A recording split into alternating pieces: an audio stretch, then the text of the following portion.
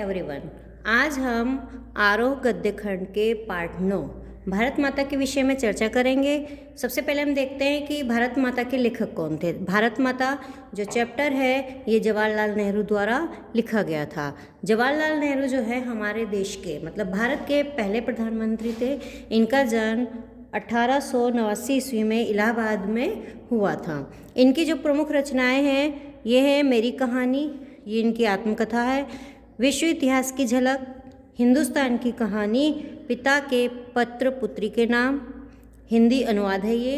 हिंदुस्तान की समस्याएं, स्वाधीनता और उसके बाद, राष्ट्रपिता, भारत की बुनियादी एकता, लड़खड़ाती दुनिया जो है इनके लेख और भाषणों के संग्रह हैं। और इनकी मृत्यु 1964 ईस्वी में नई दिल्ली में हो गई थी। बच्चे इन्हें प्यार से चाचा नेहरू पुकारते हैं। अब देखिए जो पाठ है इनका भारत माता, जो हमारा देश है उन्हें भारत माता के नाम से जानते हैं हम। और ये जो भारत माता पाठ जो है ये इनकी जो है हिंदुस्तान की कहानी जो इनकी पुस्तक थी उसका जो है 5वां अध्याय है। तो देखिए अब हम चलते हैं पाठ के सार की ओर। तो जो पाठ का सार मतलब आपको संक्षिप्त में चैप्टर के बारे में बताया जाता है। तो देखिए प्रस्तुत पाठ हिंदुस्तान की कहानी का 5वां अध्याय है। तो पहले आ गया कि भारत माता ये जो पाठ है वो किसका 5वां अध्याय है, तो हिंदुस्तान की कहानी का 5वां अध्याय है। अंग्रेजी से भाषांतर हरीश चंद्र उपाध्याय ने किया। ये क्वेश्चन ये भी हमारे लिए इम्पोर्टेंट बन जाता है कि इसका जो है हिंदी रूपांतर अंग्रेजी से भाषांतर मतलब अंग्रेजी भाषा से जो रूपांतर किया गया है वो हरीशचंद्र उपाध्याय ने किया है।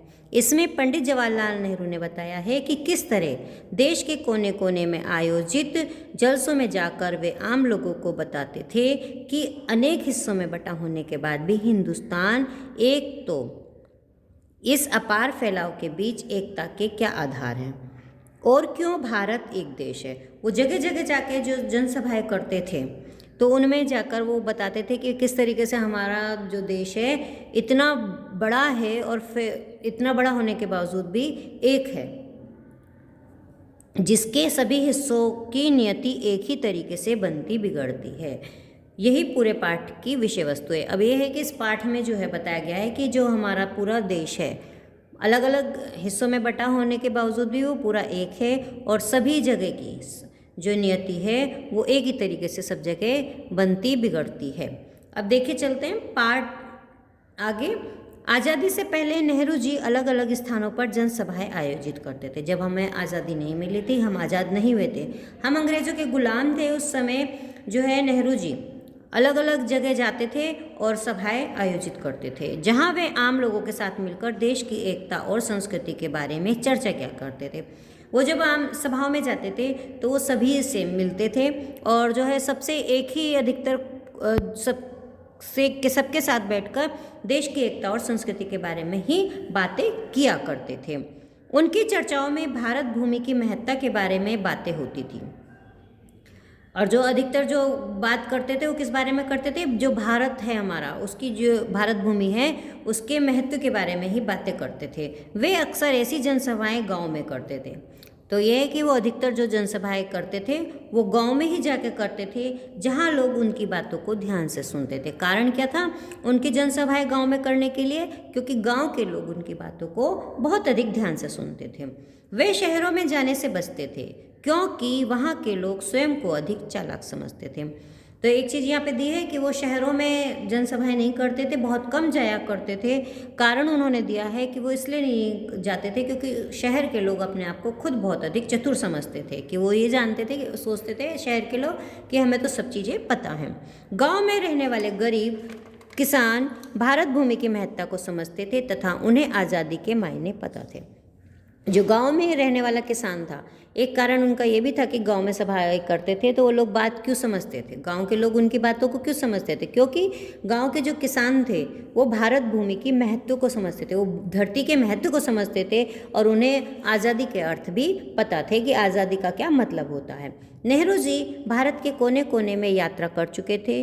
अपनी यात्रा के दौरान उन्होंने किसानों की दयनीय स्थिति का पता चला कि जगह जगह जब वो यात्रा करते थे तो उस यात्रा के समय उन्हें जो किसानों की जो परिस्थितियाँ होती थी उसके बारे में उन्हें पता चला था। उन्होंने भारत निर्माण का सपना देखा जिसमें किसानों को गरीबी, कर्जदारों, पूंजीपति, जमींदार, महाजन के शोषण तथा कड़े लगान, पुलिस के अत्याचार, इन सभी समस्याओं से मुक्त कराने का सपना शामिल था।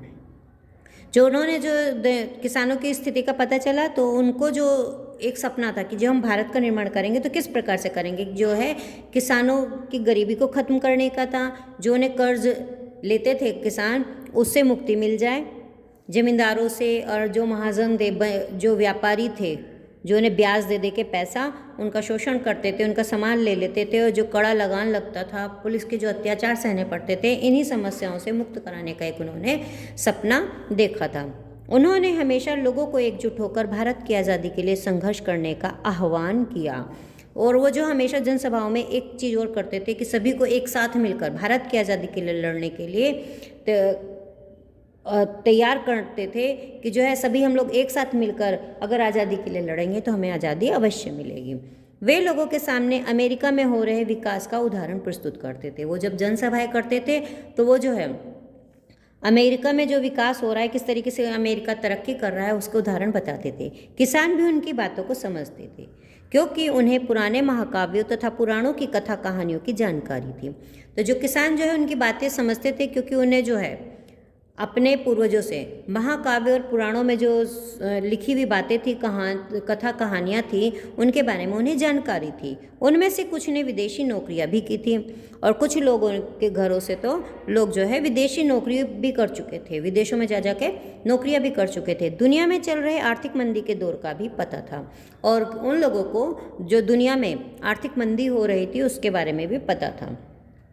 जब नेहरू जी ने उन्हें भारत माता की जय नारे का अर्थ पूछते थे, तो मतलब जब नेहरू जी उनसे भारत माता की जय का अर्थ पूछते थे तो किसान उसका अर्थ धरती बताते थे। क्या बताते थे? धरती बताते थे कि भारत माता की जय मतलब हम अपनी धरती की जय कर रहे हैं। वे उन्हें धरती से जुड़े अवधारणा के बारे में समझाते थे और जो है फिर जवाहरलाल नेहरू ने धरती से जो जुड़ी बातें होती थी उसके बारे में समझाते थे। वो बताते थे कि धरती का अर्थ किसी एक जिले या गांव की धरती नहीं बल्कि पूरे हिंदुस्तान की धरती से था। तो जवाहरलाल नेहरू उन्हें धरती का अर्थ किस तरीके से बताते थे? वो कहते थे कि केवल ये धरती जितने हिस्से में तुम काम कर रहे हो या जहाँ तुम रह रहे हो केवल वो नहीं है, वो तो जो है किसी पूरे देश की धरती, जो हमारे पूरे जहाँ तक हमारा हिंदुस्तान फैला हुआ है सभी धरती से उसका मतलब है। इससे वे उन्हें भारत की एकता का मर्म समझाने में सफल होते थे। इससे जो है वो उन्हें भारत की जो एकता है उसका ज्ञान कराने में सफल हो जाते थे। हम सभी उस भारत माता का अंश हैं। नेहरू जी की यह सोच किसानों के मनोबल को बढ़ाने का कार्य करती थी। तो जो है नेहरू जी की ये जो सोच थी कि हम सभी जो है भारत माता के पुत्र हैं और उन्हीं के एक अंश हैं, तो इससे जो है किसानों में जो है मनोबल बढ़ जाता था। अब देखिए इसमें से कुछ क्वेश्चन ऐसे हैं जो कि बहुत इम्पोर्टेंट हैं कि मतलब एक क्वेश्चन जैसे निकल के आता है, भारत की चर्चा नेहरू जी कब करते थे और किससे करते थे? किसानों से करते थे। और कब करते थे? जब वो जो है गांव में जाकर जनसभाएं करते थे, तो जो है वो वहाँ पर भारत की चर्चा करते थे। और एक क्वेश्चन ये भी इम्पोर्टेंट हो जाता है इसमें कि किसानों से क्या क्या प्रश्न पूछा करते थे। किसानों से क्या क्या प्रश्न पूछा करते थे? भारत माता की जय नारे का अर्थ पूछा करते थे और ये भारत माता कौन है ये पूछा करते थे और वो कौन सी धरती है जिसको हम भारत माता कहते हैं। इस प्रकार से वो क्वेश्चन पूछा करते थे। और जो है किसान लोग अधिकतर भारत माता का क्या अर्थ बताते थे कि जो भारत की हमारी धरती है, ये जो धरती है हमारी वो है हमारी भारत माता है। तो इसलिए जो है इस तरीके से हमारे क्वेश्चन जो इम्पोर्टेंट क्वेश्चन है वो भी हमारे सोल्व हो जाते हैं। तो आशा है आपको वीडियो पसंद आई होगी। Thank you.